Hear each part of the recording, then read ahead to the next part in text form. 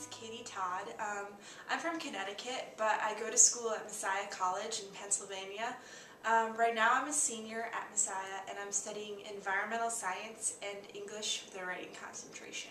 For me, caring about climate change as a Christian boils down to two biblical mandates. The one is to love your neighbor as yourself. And for me, you cannot love your neighbor as yourself unless you care for their physical well-being too. And climate change really impacts the physical well-being of people throughout the world. It impacts the poor, it creates large disasters which they are not able to mitigate the loss of, what happens to their property and what happens to their family and their food from these natural disasters. And so if I'm truly to care about my neighbor in other worlds, then I have to care about how climate change might impact their ability to live.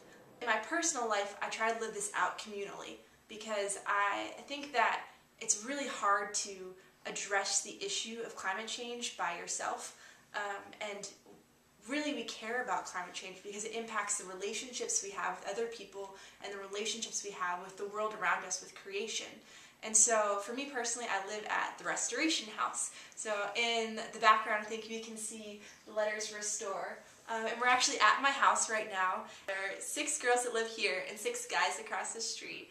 And we as a group try to navigate what it means to care for creation in our lifestyle together. And part of that means eating food that is grown sustainably. Part of that means going to DC and participating in rallies and protests because we care about what the politics of our nation, how it impacts the world around us and can help or hurt how we respond to climate change.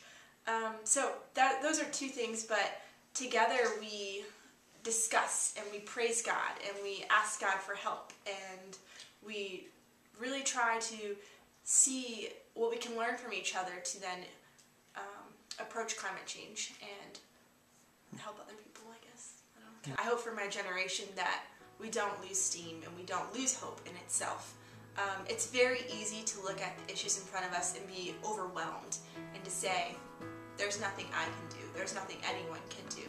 And really, you're right, there isn't anything you or anyone can do because God has to be present in this issue.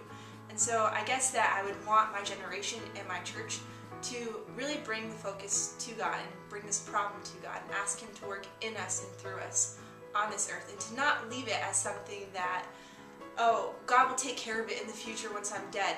No, God can take care of it now through you and through the people that you know and through the actions and the jobs that you have and the lifestyles that you lead. So I hope that people can see that there is immediacy and there is a real need to hope and have joy in what God can accomplish through you.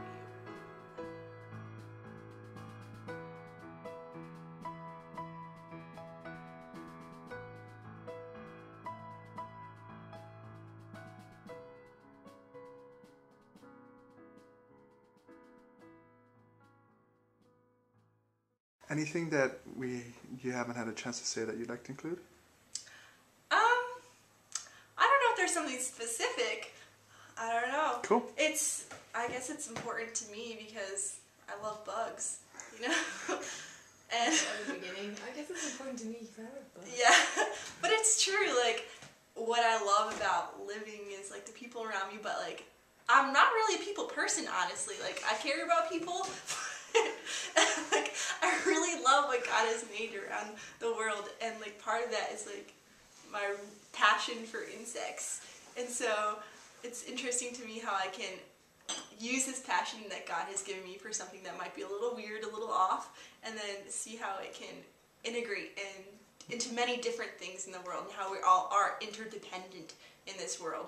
And regardless of our functions, either we're interdependent because God has made us as a creation in total. So there's ties there and there's relationships there. Yeah. Cool. Thank you.